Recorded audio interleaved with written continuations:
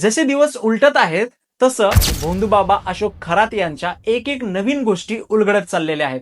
पण सर्वात basic question हा सगळ्यांनाच पडलेला आहे की स्वतः महाराजांनी व्हिडिओ शूट केले होते का कोणी स्पाय कॅमेरा लावला होता. त्याबद्दलचाच आजचा हा व्हिडिओ. त्यामुळे व्हिडिओ शेवटपर्यंत पहा, तुम्हाला कळूनच जाईल. तर झालं असं की 2019 मध्ये महाराजांच्या ऑफिसमध्ये एका कर्मचाऱ्यासाठी इंटरव्ह्यू झाला. त्यांना कर्मचारी ठेवायचा होता, त्यासाठी एका माणसाने इंटरव्ह्यू दिला. त्यानंतर त्याचं सिलेक्शन करण्यात आलं. 2019 मध्ये तो तिथे कामावर रुजू झाला. त्यानंतर मग त्याचं काम चालू होतं, सगळं चांगलं चालू होतं. त्याला बाबांच्या काळ्या कारनाम्याबद्दल माहिती नव्हतं, कारण बाबांच्या जी कॅबिन आहे तिथे ऍक्सेस कोणालाच नव्हता. जसं की तुम्ही त्या व्हिडिओमध्ये पण पाहत असाल की फक्त बाबा आणि ज्या महिलांचं तो शोषण करत आहे ती महिलाच असायची. तर बेसिकली हे दोघंच असल्यामुळे आणि बाहेरच्या दुसऱ्या गोष्टी म्हणजे बाबांचा इन्फ्लुएन्स एवढा होता की सगळ्यांना वाटायचं की बाबांमध्ये खरंच दैवी शक्ती आहे वगैरे वगैरे, आणि त्यामुळे मग बाबावर कोणी डाऊट घेतलाच नव्हता. तर झालं असं. त्यानंतर मग 2024 येतो. मग 2024 मध्ये बाबाला तो कर्मचारी रिक्वेस्ट करतो की बाबा मला काय करा की जरा लवकर सोडत जा. तर बाबा त्याला विचारतो की कशासाठी. तर तो बोलतो की माझी पत्नी जरा प्रेग्नेंट आहे आणि तिची काळजी घेण्यासाठी मला घरी जावं लागतं. मग त्यावर तो बाबा त्याला बोलतो की ठीक आहे, मग तू एक काम कर, तुझ्या पत्नीला घेऊन ये, मी तुला आशीर्वाद देतो, तुला आणि तिला, आणि तुमचं मूल चांगलं होईल. आता यावर तो कर्मचारी आहे तो लाईटली घेतो आणि ते लगेचच आणत नाही. तर त्याच्यावर वारंवार जेव्हा बाबा त्याला विचारतो की काय झालं, तू पत्नीला घेऊन येणार होतास ना वगैरे वगैरे, तर त्यानंतर मग शेवटी तो कर्मचारी आपल्या पत्नीला घेऊन तिथे जातो. मग ते दोघं जण कॅबिन मध्ये बसतात. मग ऍज युजल जी एसओपी आहे महाराजांची, ज्या बाबांची एसओपी आहे की पहिलं दोघांना बोलायचं, त्यानंतर सांगायचं की मला विधी करायचा आहे, आणि मग पतीला बाहेर बसवायचं, जे की त्या व्हिडिओमध्ये तुम्हाला बाहेरच्या साईडने लोक बसलेले दिसत आहेत. तर सेम एसओपी ह्या कर्मचाऱ्यासोबत सुद्धा झालेली आहे, जे की तिथे 5 वर्षापासून काम करत होता. मग त्याच्या पत्नीला मदत बाबा ठेवून घेतात, आणि मग तिच्यानंतर त्याला तिच्या पत्नीला वेगवेगळ्या प्रकारे टच करतात, आणि ती प्रेग्नेंट असताना सुद्धा तिच्यावर अत्याचार केला जातो. ती रेसिस्ट करते तरी सुद्धा अत्याचार केला जातो. त्यानंतर मग ते तिथे बाबा त्यांना सांगतात की पूजा अजून झालेली नाहीये, जे विधी करायचे झालेलं नाहीये, त्यानंतर परत तुला यावं लागेल वगैरे वगैरे. त्यानंतर ती त्याची पत्नी पूर्ण घाबरलेली असते आणि ते दोघं जण मग घरी जातात. मग त्यानंतर त्या दोघांची भांडणं होत असतात. त्यांनी त्या एफ आय आर मध्ये हे लिहिलेलं आहे.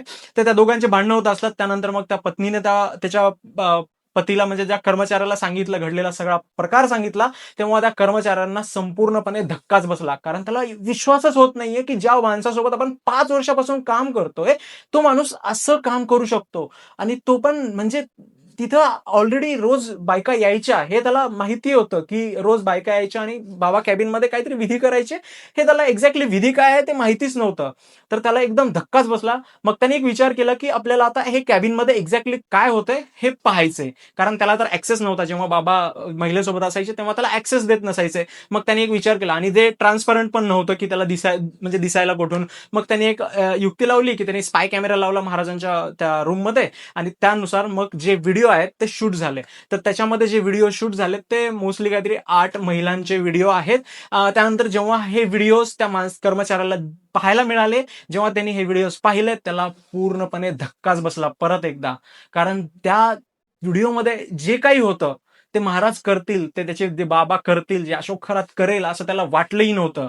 त्यानंतर मग तो पूर्ण त्यांनी नंतर जॉब सोडून दिली. त्यानंतर मग ते ह्याच्या विरुद्ध एका आमदाराकडे गेला, त्यानंतर मग दुसऱ्या आमदाराकडे गेला, आणि नंतर मग आता रिसेंटली मग त्यांनी एफ आय आर पण दाखल केलेली आहे की त्याच्या पत्नीवर अत्याचार झालेला आहे महाराजाकडून वगैरे वगैरे हे सगळं. आणि पेन ड्राईव्ह त्यांनी पोलिसांना देण्याचं आश्वासन पण दिले, आणि आतापर्यंत दिलं पण असेल.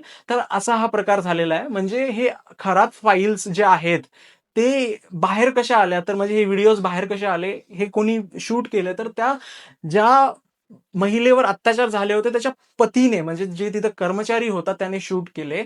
आणि जर शूट केले नसते तर सामान्य जनता विश्वास ठेवली असती का? आज जसं आसाराम बापू बद्दल म्हणजे सामान्य जनतेमध्ये काही प्रूफ नाहीये, म्हणून आज आसाराम बापूचे भक्त भयंकर मिळतात. आत्ताच रिसेंटली एक व्हिडिओ व्हायरल झालाय ते की ते भांडत असतात की ते एक जण त्यांना सांगते की तुमचा बाबा एक्सप्लॉयटेशन करत होता महिलांचं वगैरे वगैरे, तरी ते ऐकण्यास तयार नसतात. म्हणजेच हे आजच्या डिजिटल युगामध्ये proof as a evidence video किती इम्पॉर्टंट आहेत ते पण इथंच आपल्याला समजून घ्यावं लागेल की त्यांचे व्हिडिओ बाहेर आल्यामुळे त्याचे काळ्या कारनामे सगळे आपल्याला समजायला लागले. जर हे व्हिडिओ प्रूफ भेटलेच नसते तर आपल्यातलेच खूप जण विश्वासच ठेवले नसते. महाराजांना बदनामी करण्यासाठी असं करतायत, हे करतायत, ते करतायत. जसं की राजकारणाचे आपले एकदम राजकारणी पगलू बनतात, तसंच सेम ते खरात पगलू बनले असते. तर सेम सिच्युएशन झाली असती. पण बरं झालं की व्हिडिओ प्रूफ बाहेर आलेले आहेत.